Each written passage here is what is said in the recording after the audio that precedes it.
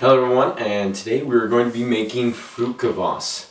So, fruit kvass is a lacto-fermented beverage where we're going to be using whey, filtered water, fruit, and herbs to make a fruity, fermented beverage that you can drink on a daily basis. It's very good for your health, gives you that nice little flavor, the nice little taste that you like, that usually we've gotten from like our traditional like sodas and other things like that. But now we can make a healthy version that even your kids will like, or if this is a kid watching, that you will like. So let's, without further ado, let's go and get started. So what you're going to need is you're going to need fruit. You're going to need some herbs. I've got cinnamon sticks and some ginger. You're going to need a mason jar, and then you're going to need some whey. Either whey that you dripped from yogurt, from one of the, as we talked about in one of the previous videos, you drip from yogurt yourself, or kefir, or that you got from making cheese, or you got from separating milk from raw milk. Whatever way you got it, get it. We need liquid whey, no powdered whey or anything like that. Not allowed. Okay? Perfect. Thank you. Alright, so let's get started. So first what you want to do is we're actually going to go ahead and chop up our apples. So I love apples, and it's in season. These came right off my grandparents' tree, up here at their cabin. And so what I'm gonna do is you're gonna just chop them up like you usually do. All right. You can even leave the seeds in.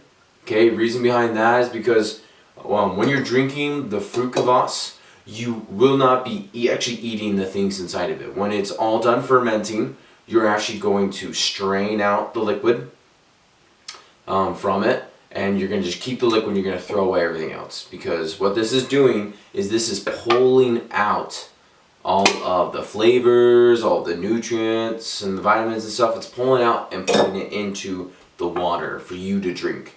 So everything else, that's just stuff that you can just chuck. Okay, so that's why we want to be partaking of the seeds. So that's why you don't even have to worry about it. It makes it even simpler for you.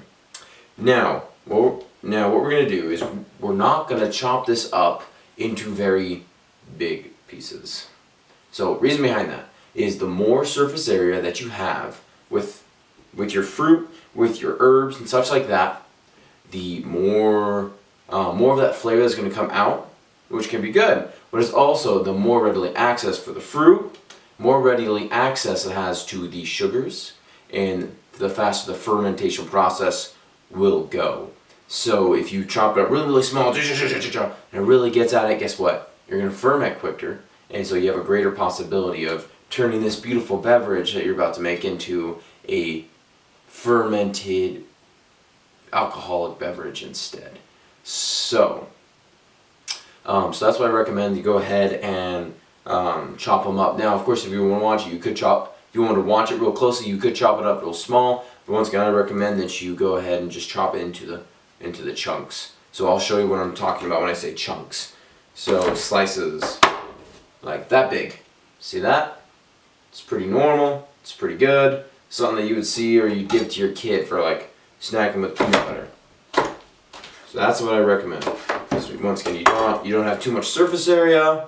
It's just enough. You're going to get a good flavor without it being overpowering, and you're not going to ferment it too long. Okay?